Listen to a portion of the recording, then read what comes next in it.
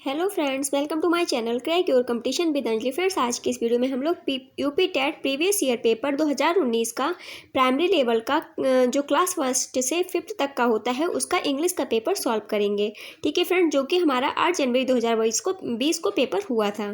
Friends, इस paper को हम लोग डिटेल में समझेंगे और अच्छे से इसको सॉल्व करेंगे। तो चलिए फ्रेंड्स, वीडियो को शुरू करते हैं। आज का हमारा फर्स्ट क्वेश्चन है,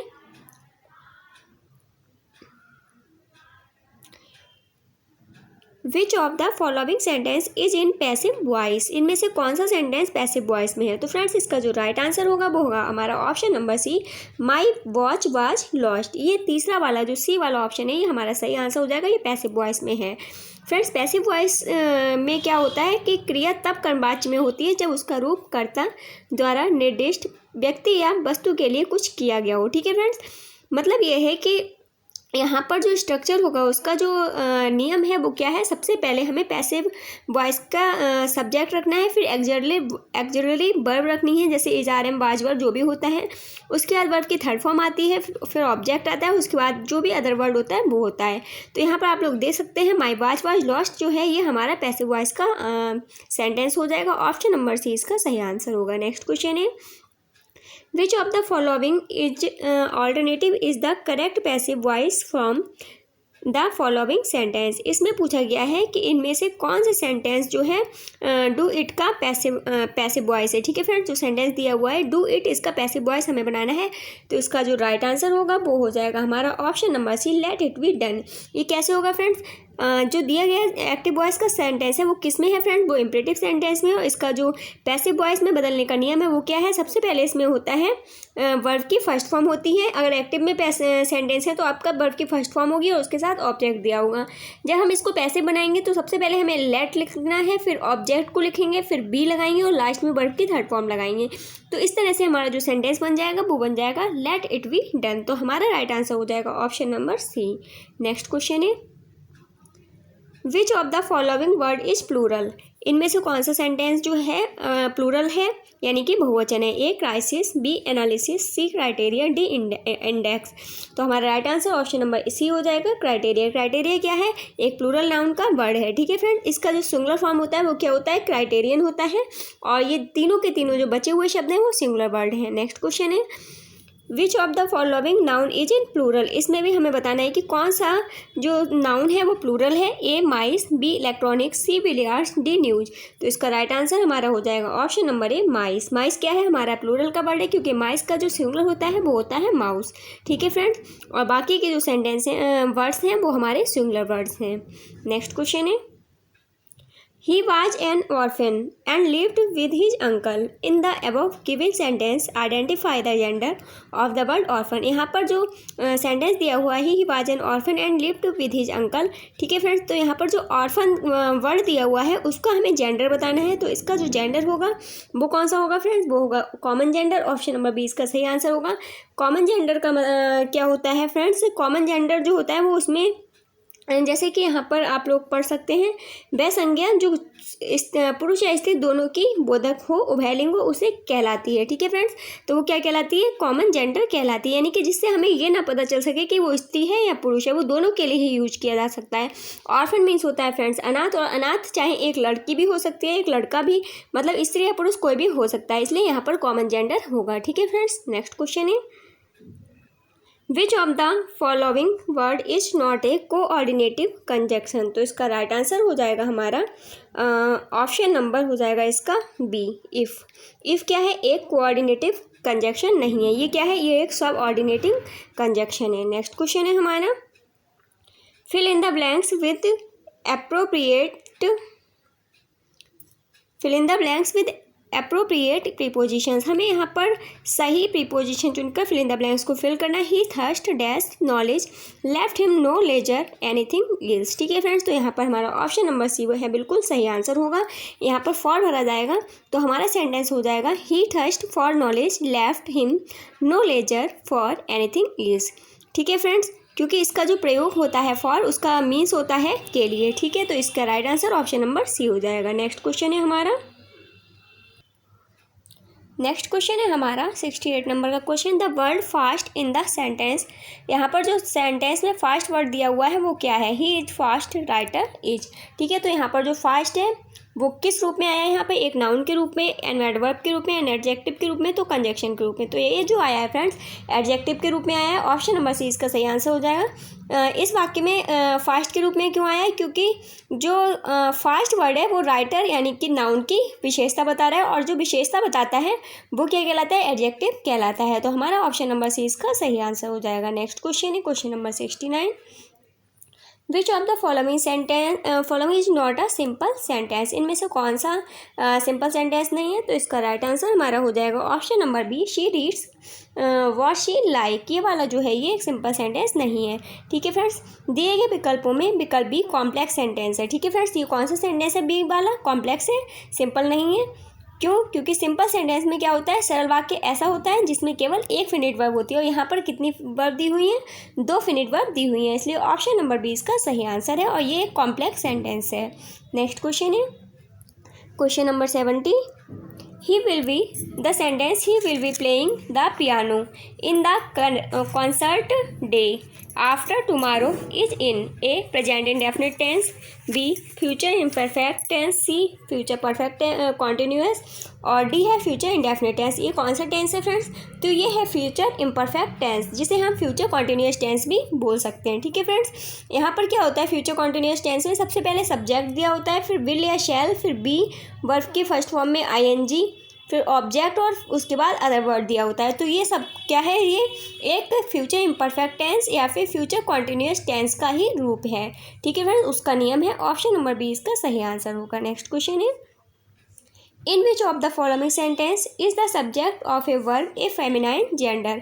यहाँ पर पूछ रहा है कि सेंटेंस में जो सब्जेक्ट दिया हुआ है, सब्जेक्ट ऑफ वर्ब दिया हुआ है वो फेमिनाइन, उनमें से फेमिनाइन जेंडर वाला कौन सा नाउन है। ठीक है, कौन से सेंटेंस में फेमिनाइन जेंडर नाउन के रूप में है। ठीक है फ्रेंड्स, तो यहाँ पर जो सेंटेंस सही होगा वो हो जाएगा option number D, all the female members have arrived.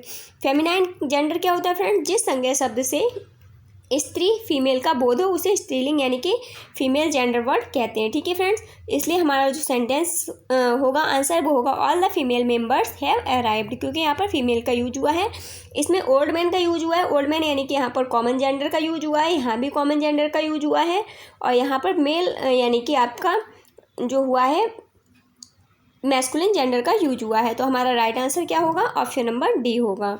Next question है हमारा, the method of teaching in which teacher tries to establish a link between the foreign language word and the object without the interference of the learner's mother tongue is called A the structural method, B bilingual method, C the grammar translation method, D the direct method। तो इसका right answer option number D हो जाएगा, direct method. यहाँ पर कह रहा है कि वो मेथड जो teaching in method of teaching in which जिसमें teacher tries to establish a link, एक लिंक करना चाहता है, मतलब जोड़ना चाहता है बिटवीन द फॉरेन लैंग्वेज, विदेशी भाषा को, विदेशी लैंग्वेज के वर्ड को, एंड द ऑब्जेक्ट और चीज़ों को, विदाउट द इंटरफेरेंस बिना किसी इंटरफेरेंस के, of the learners mother tongue, जो लर्नर्स हैं उनकी मदर टंग को बिना इंटरफेयर किए। ठीक है फ्रेंड्स, तो वो कौन सा कहलाता है, the direct method. Option number D इसका सही आंसर हो जाएगा। ठीक है फ्रेंड्स, नेक्स्ट क्वेश्चन है हमारा, if you are testing your students comprehension of written English, you are testing their understanding of what they have just. तो इसका राइट आंसर हो जाएगा ऑप्शन नंबर ए, रीड।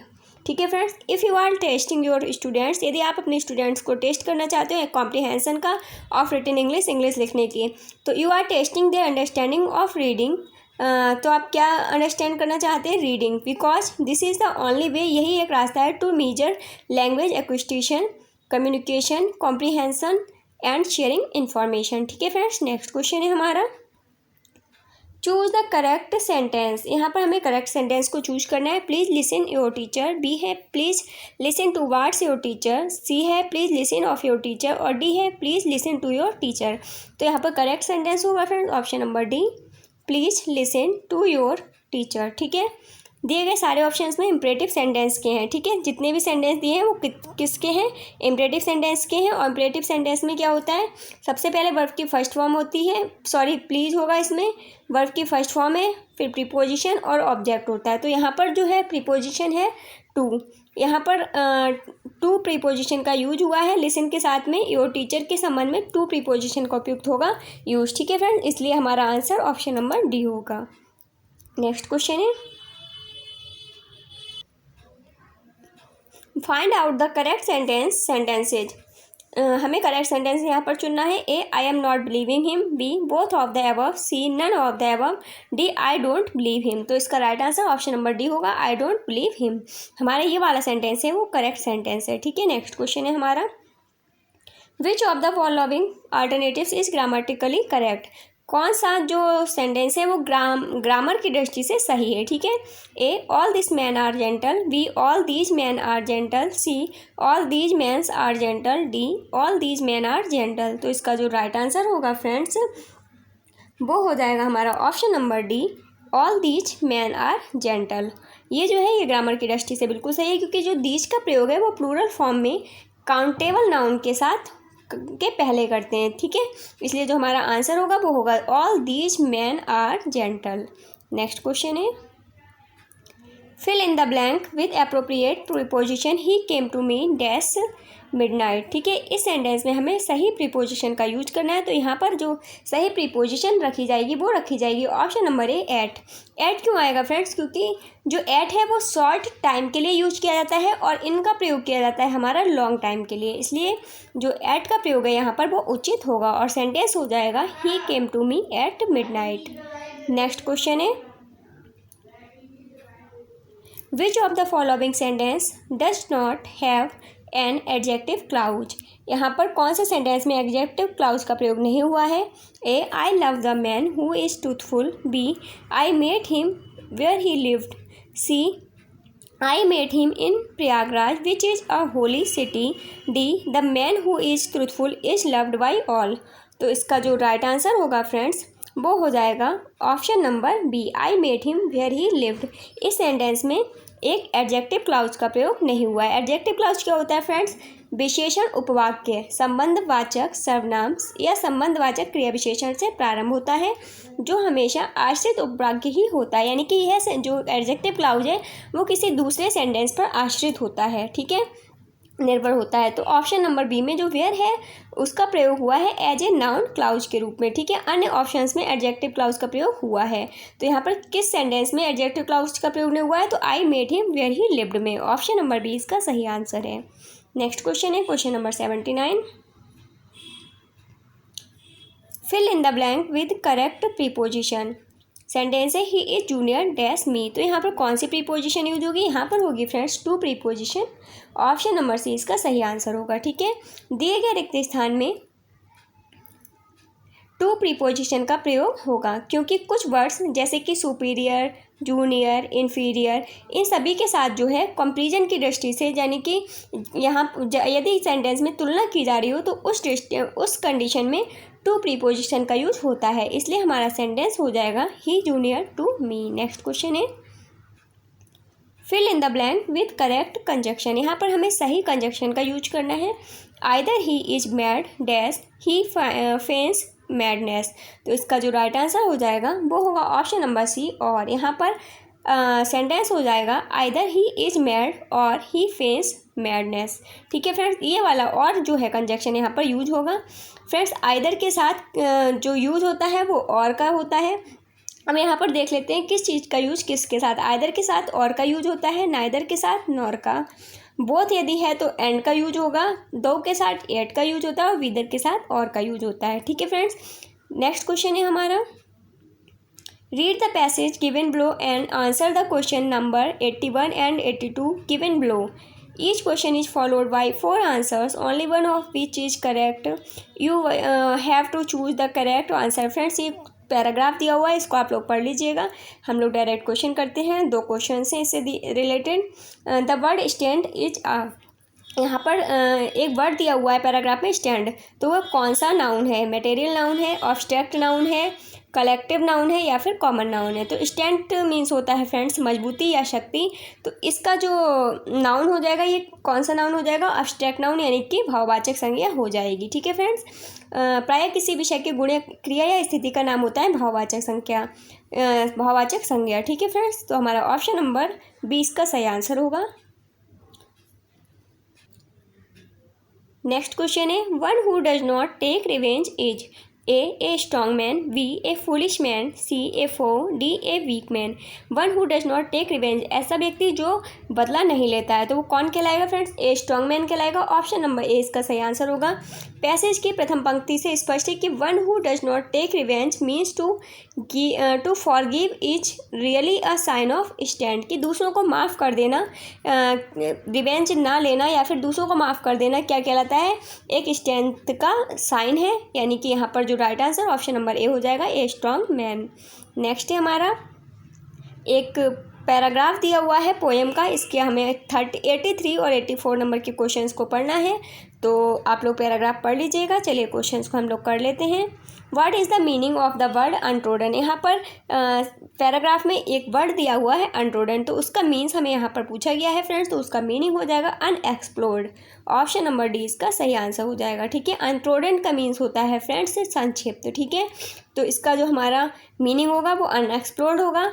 और जो हमारा ए वाला एक्सप्लोर्ड दिया है उसका मीन्स होता है बृहद बनाना या व्याख्या करना। हिडन मीन्स होता है छिपा हुआ। एक्सप्लिक्ट मीन्स होता है स्पष्ट। ठीक है फ्रेंड्स, और अभी जैसे कि मैंने आप लोगों को बताया कि अनट्रोडन मीन्स होता है अनएक्सप्लोर्ड यानी कि संक्षिप्त। नेक्स्ट क्वेश्चन है 84 number question, identify the correct figure of speech used in the second stanza. यहाँ पर फ्रेंड्स हमारा जो सेकंड स्टैंजा दिया हुआ है, चलिए मैं आपको दिखा देती हूँ। सेकंड स्टैंजा दिया हुआ है फ्रेंड्स, तो यहाँ पर पूछा गया कौन सा फिगर ऑफ स्पीच यानी कि कौन सा हमारा यहाँ पर अलंकार दिया हुआ है। ये हमारा सेकंड वाला पैराग्राफ जो है, यानी कि यहाँ पर आप लोग देख सकते हैं fair as star when only one is shining in the sky. तो यहाँ पर फ्रेंड्स एज का यूज हुआ है, और जहाँ पर एज या लाइक का यूज हुआ होता है तो वहाँ पर होता है सिमिल। ठीक है फ्रेंड्स, कौन सा फिगर ऑफ स्पीच होता है, सिमिल होता है। ऑप्शन नंबर सी इसका सही आंसर हो जाएगा। ठीक है फ्रेंड्स, नेक्स्ट क्वेश्चन है question number 85, which of the following sentence is are correct, यानी कि कौन सा सेंटेंस करेक्ट है इसमें। A there is few hope of his recovery, B he showed few concern for his nephew, C है he showed little mercy to the vanquished. तो यहाँ पर कौन सा सेंटेंस हमारे सही है, A only C, B A B and C none of the above, D only A. तो यहाँ पर जो हमारा राइट आंसर होगा फ्रेंड्स वो होगा ऑप्शन नंबर ए, केवल सी वाला जो सेंटेंस है वो हमारा सही है। ठीक है फ्रेंड्स, फ्यू का जो प्रयोग होता है वो काउंटेबल नाउन के पहले नगण्य यानी कि बिल्कुल ना के अर्थ में होता है। ठीक है, जबकि लिटिल का जो प्रयोग होता है वो अनकाउंटेबल नाउन के पहले होता है, ना के बिल्कुल ना के अर्थ में। ठीक है, और यहाँ पर होप और कंसर्न क्या है, एक अनकाउंटेबल नाउन है, इनके पहले जो फ्यू का प्रयोग हुआ है वो शुद्ध नहीं है यानी कि अशुद्ध है। ठीक है, इसलिए जो हमारा राइट आंसर होगा वो होगा option number C, he showed little mercy to vanquished. Next question है question number 86, point out the sentence which is in the past tense. हमें उस सेंटेंस को चूज करना है जो पास्ट परफेक्ट टेंस में दिया हुआ है। A I had written my letter before he arrived, B we were listening to the radio all evening, C it was getting darker, D he studied many hours every day। तो हमारा जो right answer होगा इसमें वो होगा option number A, I had written my letter before he arrived. ये वाला जो सेंटेंस है वो पास्ट परफेक्ट में है। पास्ट परफेक्ट टेंस का नियम क्या है फ्रेंड, सबसे पहले सब्जेक्ट आता है, फिर हैड आता है, फिर वर्ब की थर्ड फॉर्म आती है, फिर ऑब्जेक्ट आता है और लास्ट में अदर वर्ड आता है। ठीक है, हमारा ऑप्शन नंबर ए इसका सही आंसर है। नेक्स्ट है fill in the blanks with the correct article. हमें यहाँ पर सही आर्टिकल भर करके सेंटेंस को फिल करना है, फिल इन द ब्लैंक को फिल करना है। हमारा सेंटेंस है Neil Armstrong was dash first man to walk on dash moon. तो यहाँ पर हमारा जो फिल होगा फ्रेंड्स आर्टिकल वो होगा ऑप्शन नंबर बी, द। दोनों में द ही यूज होगा।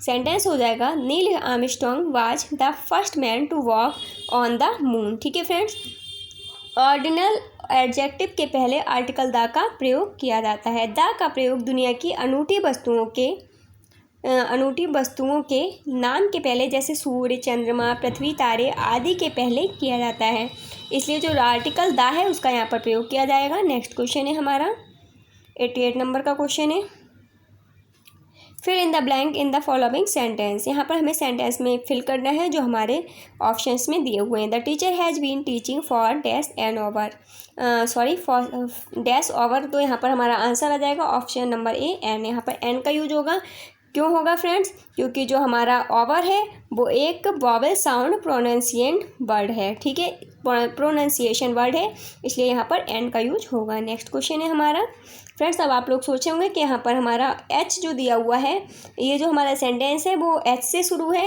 लेकिन फ्रेंड्स होता क्या है कि ए और एन का जो यूज होता है हमारा वैसे तो वॉवेल से पहले होता है, लेकिन कभी जब हमारा कोई लेटर जो कंसोनेंट है वो साइलेंट की स्थिति में होता है तो उस कंडीशन में हमारा एन का प्रयोग होता है। यहाँ पर हॉवर ना होकर ओवर पढ़ा जाता है, यहाँ पर एच साइलेंट है, ठीक है, इसलिए यहाँ पर जो है एन का यूज होगा। नेक्स्ट क्वेश्चन है हमारा, add the right suffix to pluralise the word ox. यहाँ पर ऑक्स को हमें प्लूरल बनाने के लिए किस सफिक्स का यूज करना है? तो इसका right answer option number D हो जाएगा ई एन।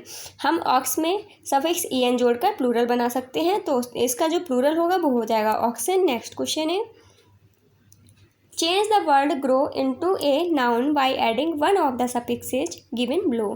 फ्रेंड्स यहाँ पर ग्रो दिया हुआ है जो कि एक वर्ड है, तो यहाँ पर एक नाउन के रूप में हमें क्या करना है, इसको बनाना है, ठीक है फ्रेंड्स। ग्रो यहाँ पर जो है एक वर्ब है फ्रेंड्स, और हमें क्या करना है, ग्रो में कोई सफिक्स जोड़कर दिए हुए विकल्पों में से क्या बनाना है, एक नाउन बनाना है। तो ग्रो में अगर हम टी एच जोड़ेंगे तो ग्रोथ हो जाएगा, जो कि वो एक नाउन बन जाएगा। ग्रो हमारा यहाँ पर एक वर्ब के रूप में आया है, और ग्रो में अगर हम टी एच यानी कि जोड़ देते हैं, अगर हम ग्रो में ग्रोथ कर देंगे, टी एच जोड़ देंगे तो वो क्या हो जाएगा, वो एक नाउन बन जाएगा, ठीक है फ्रेंड्स आज की वीडियो में बस इतना ही। आपको वीडियो कैसी लगी प्लीज़ कमेंट बॉक्स में ज़रूर बताइएगा। यदि आपको वीडियो पसंद आई हो तो वीडियो को लाइक एंड शेयर कीजिए। यदि आप चैनल पर नए हो तो चैनल को सब्सक्राइब करके बेल आइकन को प्रेस कर लीजिए, ताकि मैं जब भी कोई भी वीडियो अपलोड करूं तो उसका नोटिफिकेशन आपको सबसे पहले मिल सके। फ्रेंड्स मिलते हैं नेक्स्ट वीडियो में, तब तक के लिए बाय बाय, टेक केयर।